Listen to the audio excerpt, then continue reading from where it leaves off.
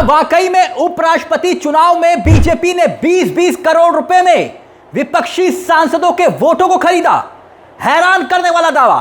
क्या वाकई में भीतरघात करने के लिए पैसे खर्च किए गए? परेशान करने वाला दावा। परेशान करने वाला क्यों? हड़कंप मचा दिया इस दावा ने दोस्तों। क्या पैसे देकर वोट खरीदे गए?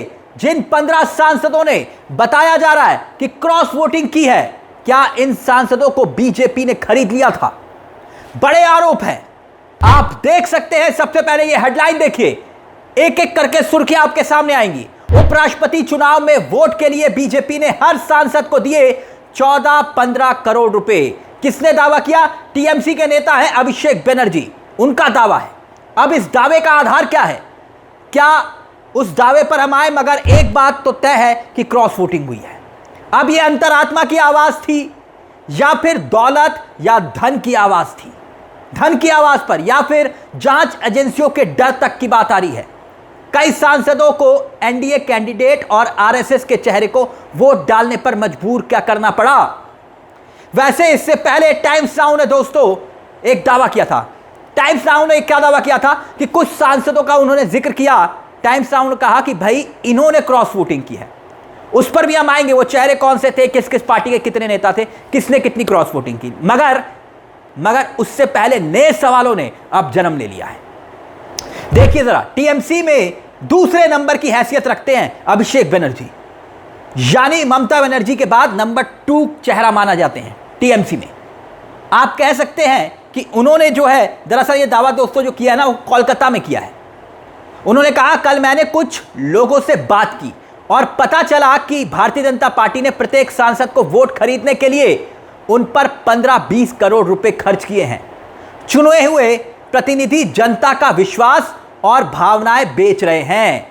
आगे वो कह रहे हैं कि भाई प्रतिनिधियों को खरीदा जा सकता है लेकिन जनता को नहीं। अभिषेक बनर्जी का यह बयान है दोस्तों।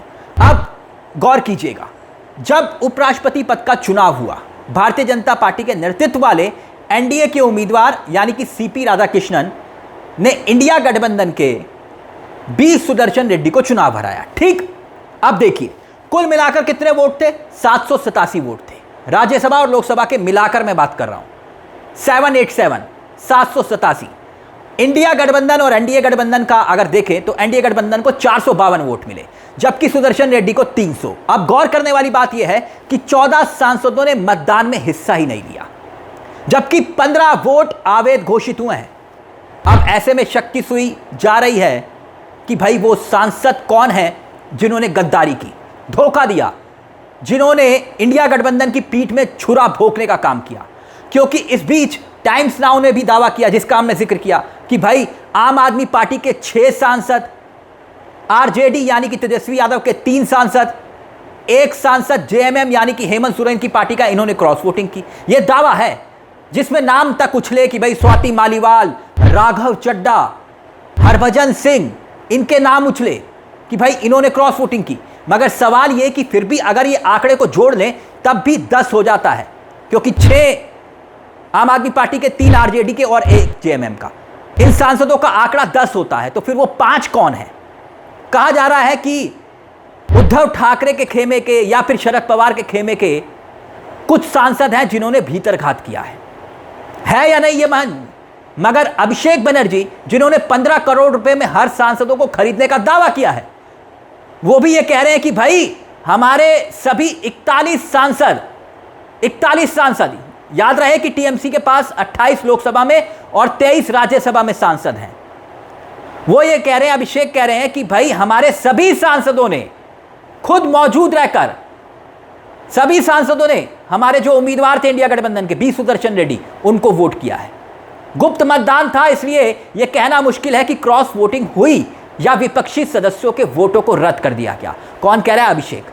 सब कुछ अटकलें चल रही हैं दोस्तों, लेकिन एक सिद्धांत यह हो सकता है कि भाई सभी विपक्षी सदस्य जो है वो मतदान कर रहे हो, वो ये कह रहे हैं कि भाई सभी ने मतदान किया हो।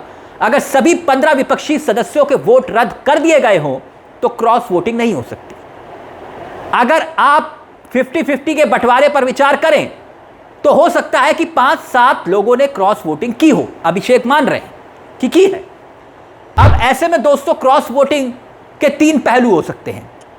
यह बात सही है। पहला पहलू हो सकता है लालच, ठीक, दूसरा विश्वासघात, और तीसरा पहलू हो सकता है कि नेतृत्व की विफलता। एक गंभीर मामला है ये, क्योंकि सवाल तो खड़े हो रहे हैं ना। याद कीजिए, कांग्रेस के नेता जयराम रमेश ने जब ये वोटिंग हो रही थी उपराष्ट्रपति पद के चुनाव में, तब मतदान के वक्त उन्होंने ये दावा किया था कि हमारे 315 के 315 सांसद मौजूद थे, सबने वोट किया, और अगर 15 वोट अमान्य हुए, मान भी लिया जाए, तो सभी इंडिया ब्लॉक के ही सांसदों के वोट अमान्य हुए। क्या सभी इंडिया ब्लॉक के ही सांसद के वोट थे अमान्य? सवाल तो खड़े होंगे। जिन सांसदों ने वोट अमान्य किया, क्या वो पढ़े लिखे नहीं थे? पढ़े लिखे तो होंगे ना। क्या उन्होंने अपनी अंतरात्मा से वोट दिया या उनके वोट को खरीद लिया गया? इस चुनाव से एक बात तो दोस्तों साबित होती है। क्या साबित होती है? कि भारतीय जनता पार्टी ने विश्वासघात के बीज को बो दिया है। अब विपक्ष के नेता कह रहे हैं कि भाई सभी एजेंसियां इनके पास, बीजेपी की गुलाम जांच एजेंसियां, और इन्हीं जांच एजेंसियों के दम पर ब्लैकमेल किया गया होगा विपक्ष के सांसदों को, तो कोई बड़ी बात नहीं है। मगर बड़ा सवाल दोस्तों यह है कि अभिषेक बनर्जी जो दावा कर रहे हैं, जो सवाल उठा रहे हैं, क्या वाकई में 15-15 करोड़ रुपए देकर सांसदों को खरीदा गया है? यकीनन यह एक बड़ा मामला बन जाता है अगर वाकई में ऐसा है तो। और दूसरी बड़ी बात यह कि क्या वाकई में राहुल गांधी और मल्लिकार्जुन खड़गे को भी इस बात का पता चल चुका था कि क्रॉस वोटिंग हो रही है? क्योंकि माना जा रहा था कि जिस वक्त ये चुनाव हो रहे थे उपराष्ट्रपति पद के, तब उस वक्त राहुल गांधी बिहार के नेताओं के साथ बैठक कर रहे थे, बिहार के नेताओं के साथ, और तब भी यह बात सामने आई थी कि बिहार के कुछ सांसद जो हैं वो क्रॉस वोटिंग कर सकते हैं। तो क्या राहुल गांधी और मल्लिकार्जुन खड़गे को भी इस बात का इल्म था? खैर, अब ये एक अलग विषय हो चुका है, लेकिन इतना तो ये तय है कि क्रॉस वोटिंग हुई है। और क्रॉस वोटिंग अगर हुई है तो क्या ये अंतरात्मा की आवाज़ थी, धनबल की आवाज़ थी, या फिर मामला जांच एजेंसियों से भी जुड़ा हुआ है? यकीनन दोस्तों ये एक बड़ा सवाल है। इस मुद्दे को लेकर आपकी क्या राय है? क्या ये दावे महज दावे हैं या फिर इन दावों में कुछ सच्चाई भी आपको लगती है?